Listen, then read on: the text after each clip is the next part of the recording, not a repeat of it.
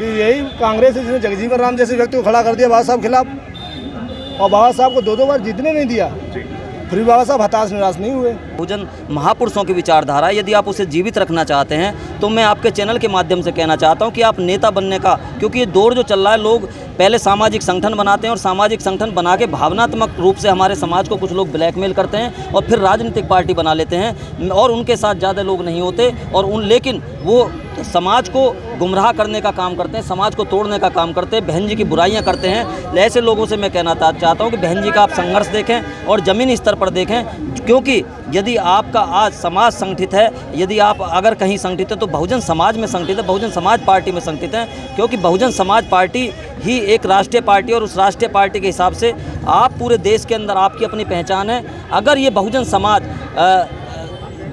Bahujan Samaj party है उससे कहीं भी कुछ चंद लोगों के बहकावे में उकसावे में आकर हटता है तो सत्ता से परिवर्तन होता है, सामाजिक परिवर्तन होता है। इसलिए बहुजन समाज पार्टी को मजबूत करने का काम करें और सत्ता में लाने का काम करें। मानव श्री काशीराम साहब जब संघर्ष करने उतरे तो तमाम बाधाएं उत्पन्न की गई, सरकारी गैर सरकारी संस्थानों उनका दुरुपयोग, उनके साथ दुरुपयोग किया। उसके बाद ही काशीराम साहब हताश निराश नहीं हुए और 9 बार लोकसभा चुनाव में 2 बार लोकसभा चुनाव जीते।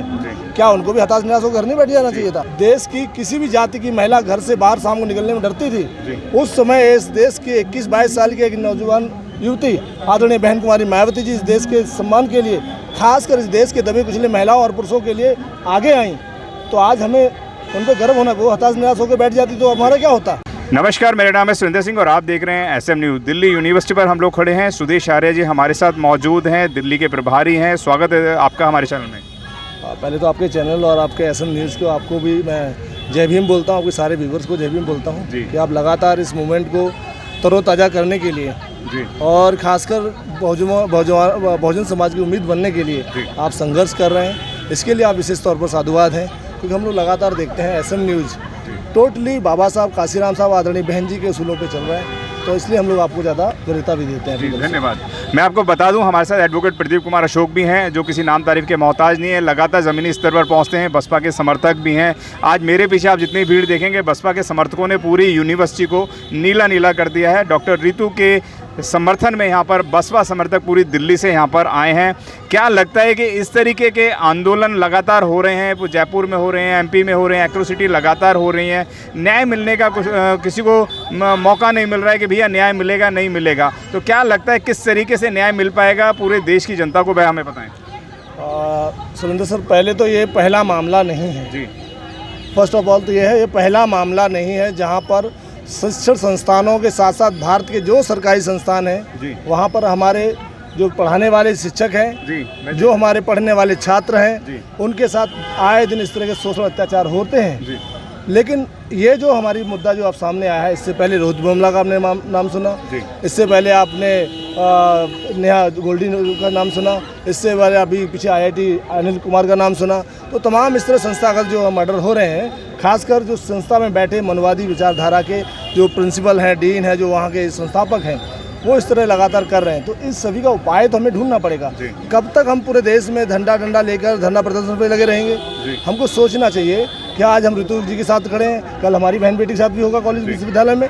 तो हमें इस परमानेंट इलाज के लिए हम लोगों ने आह्वान किया है। साथ में इस जो हमारी बहन है ऋतु, उसको किस तरह न्याय मिले, उसको किस तरह दोबारा बहाली मिले, उसके लिए हम लोग प्रेशराइज करके और समाज को भी एक संदेश देना चाहते हैं कि आप तनहा नहीं हैं। बहुजन समाज पार्टी और तमाम जो बहुजन समाज बाबा साहब को मानने वाले लोग हैं वो यहाँ एकत्र हुए हैं। वो इसीलिए हुए हैं कि समाज को एकजुट किया जाए। और जो संस्थागत जो हत्याएँ हो रही हैं, तो इसको कैसे रोका जाए, इस पर हम लोग काम कर रहे हैं। और साथ में आज ऋतु है, कल को आपके इस घर में भी कोई होगा, बहुत सारे लोग हैं। तो हम लोग इसी प्रयास में कि किसी तरह इस राजनीतिक तौर पर इसको उठाया जाए। हमने यहाँ से मन से उनको यह आश्वस्त किया था कि अगर ये मामला अभी सदन में भी जाएगा, हम पार्लियामेंट में अपने जो हमारे सांसद हैं उनके द्वारा भी नोटिस पीरियड के द्वारा जब सब पार्लियामेंट लगेगी तो उठवाएंगे।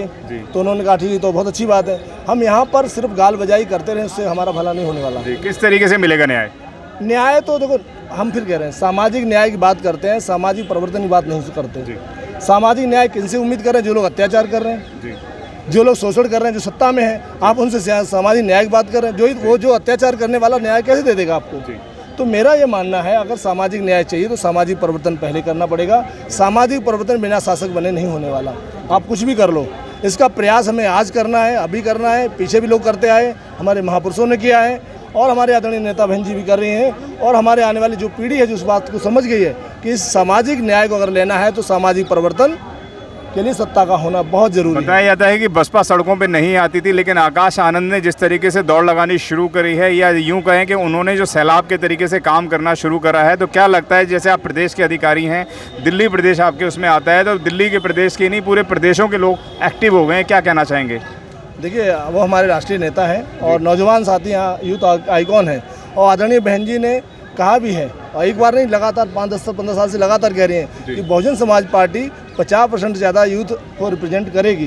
तो उसमें एक मैं भी दिल्ली प्रदेश में सेंट्रल कोऑर्डिनेटर बनाया। आदरणीय बहन जी ने आदरणीय आकाश सर को पूरे देश में घुमाने काम कर रहे हैं। तो ऐसे लाखों हजारों युवाओं को आदरणीय बहन जी जिम्मेदारी देकर तैयार कर रही हैं और जो हमको रोडों पर या सड़कों पर काम दिख रहा है वो भी सारा संवैधानिक उन्मूलन के तहत है। चाहे दिल्ली में अब इस तरह कार्यक्रम हो, लास्ट ईयर हमने 9 अक्टूबर को मानव साहब की जयंती के टाइम पे परिनिर्वाण के टाइम पे किया था। तो हमने इस तमाम कार्यक्रम पूरे देश में चल रहे हैं, चाहे तेलंगाना ले लो, चाहे आप दिल्ली ले लो, चाहे आप राजस्थान ले लो, चाहे मध्य प्रदेश ले लो, छत्तीसगढ़ ले लो, चाहे पंजाब ले लो, तो तमाम राज्यों पर नज़र डालोगे तो बहुजन समाज पार्टी एक बड़े ताकत के तौर पर रूट पे दिखाई दे रही है। जिस तरीके से रूट पे नज़र आ रही है, लगातार बसपा का 5 बार से वोट ऑफ परसेंटेज गिरा है, क्या लगता है इस बार कितना वोट ऑफ परसेंटेज बढ़ पाएगा, वह हमें बताएं। जिस तरीके से आकाश आनंद भी रोडों पे काम कर रहे हैं और तमाम प्रदेश के लोग, बसपा के लोग सड़कों पर नज़र आ रहे हैं।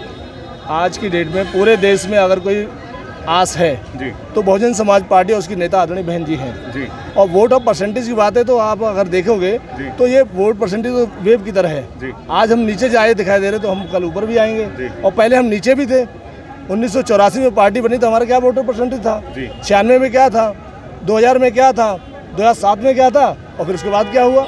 तो ये तो वेव्स है, हमको समझना पड़ेगा। मूवमेंट ऐसे ही चलता है, मूवमेंट कभी ऐसे नहीं चलता।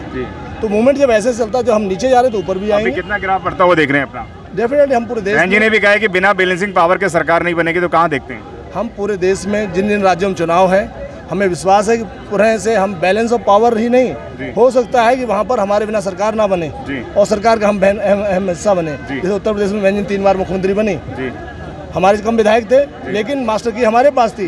तो गुरकिल्ली अगर हमारे पास अगर होगी राजस्थान, मध्य प्रदेश और तेलंगाना तमाम राज्यों में, तो हम वहाँ पर भी बहुजन समाज पार्टी सरकार। अगर आपने अभी तक हमारा चैनल सब्सक्राइब नहीं किया है तो सब्सक्राइब करें और घंटी का बटन बिल्कुल भी दबाना ना भूलें ताकि सभी लेटेस्ट खबरें पहुंच सकें आप पे सबसे पहले।